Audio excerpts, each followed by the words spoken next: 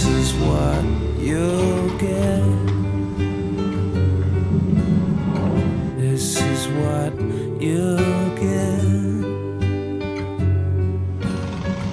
This is what you'll get when you mess with love.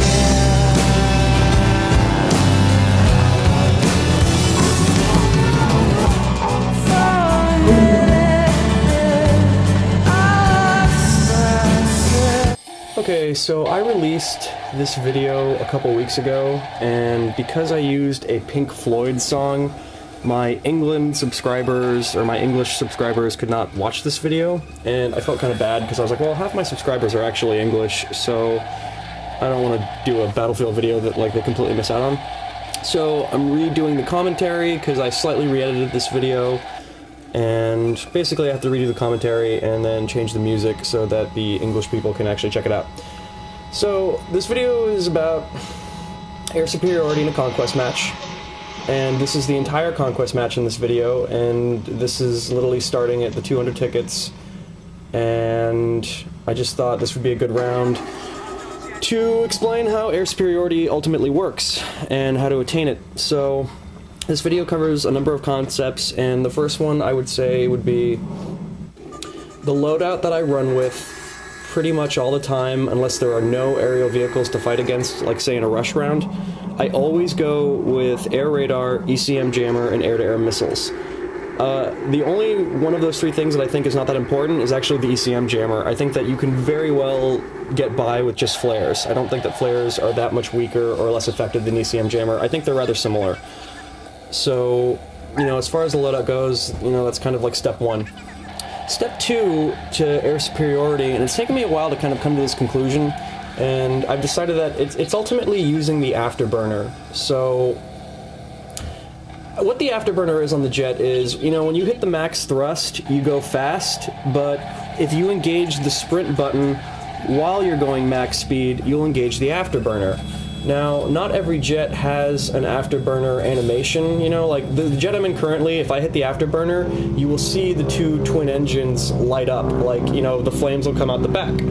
So, it's helpful in a jet that has the animation, but even if the jet does not have the animation, it'll still have an afterburner. So even if you can't see flames coming out of the back of your jet, as you can right here, your jet still has an afterburner, like all of them do. So, the point about the afterburner is that there's essentially, it comes in handy for a number of scenarios, and these scenarios will come up every game you play, so I feel like it's actually quite essential to understand the afterburner, kind of more so than a lot of the other concepts that I've discussed in the past. So the key with the afterburner is that it helps you out in so many ways that I almost get like boggled if I start explaining it, but essentially, okay, the afterburner is good for running away from a jet. So if a jet is chasing you and you engage your afterburner, if he does not engage his afterburner at the exact same time you do, you'll be away and out of missile range in a few seconds. So the afterburner is really helpful for running away from an enemy jet, especially if he does not engage it. If you're chasing down an enemy jet or an enemy helicopter, the afterburner is really helpful to come in fast or to close the gap very quickly. So as far as the cat and mouse running back and forth, you know, the afterburner is obvious in the roles that it provides. However, it does start getting trickier when you start applying strafing runs and various other mechanics into the mix. So for an example, when you do a strafing run, usually what you do is, and when I say a strafing run, I mean ground targets. So not aerial targets, but just ground targets. When you do a strafing run, you're going to need to pull up, and the point of the strafing run is that usually you're slamming on your brakes, and you're going to pull up at the last minute, essentially. The problem with slamming on your brakes in Battlefield 3 at low altitude is that if you slam on your brakes at low altitude, your landing gear will start to come down, and you will really start to slow down drastically and practically stall like 10 to 15 feet off the ground, so it's not a very good way to go. The way to avoid that is, as you're pulling up, activate your afterburner, and once your afterburner is activated, your landing gears will come up immediately and you'll start lifting off the ground. So the afterburner is essential for, you know, when you're actually trying not to crash into the ground. And I have two clips later in this video where I'm positive the afterburner is the only thing that kept me from slamming into the ground.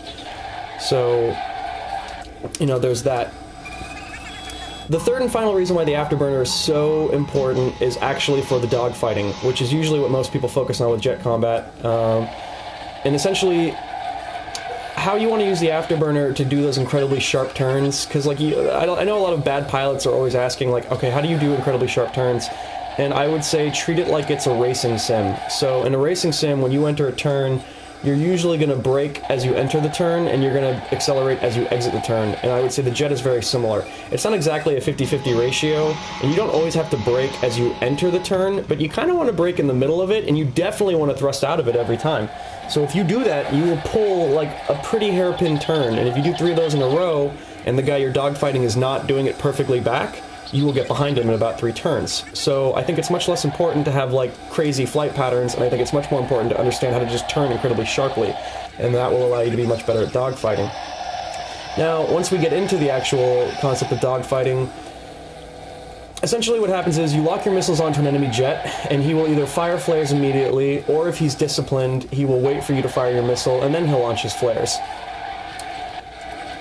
The problem with launching one missile at a time is that if I launch one missile and then he launches flares, by the time I fly through the flares or the flares evaporate and I fire my second missile, that second missile will hit him, but it will not actually disable his vehicle, and by the time I get that third missile that recharges, he'll have his flares back. So the idea of trickling missiles into your enemy, it kind of doesn't work, and it takes forever. So you really, for the most part, want to actually dump both your missiles simultaneously all the time. And a lot of people would disagree with me on this point, but I think that essentially, if you get really tight on the guy's ass and you fire your 2 missiles, they'll hit him before he can deploy his flares. Or what I would suggest doing is, you know, lock onto the enemy jet, fire the 1 missile, then immediately start reloading, because you can reload your missiles like it's a gun. So I would say fire 1 missile, reload, the guy will pop his flares, wait for your second missile to reload, and then fire your 2 missiles, and hopefully they'll hit him before he can reactivate his ECM jammer or his flares. And that is essentially the best way to shoot down enemy vehicles, whether it's a helicopter or a jet.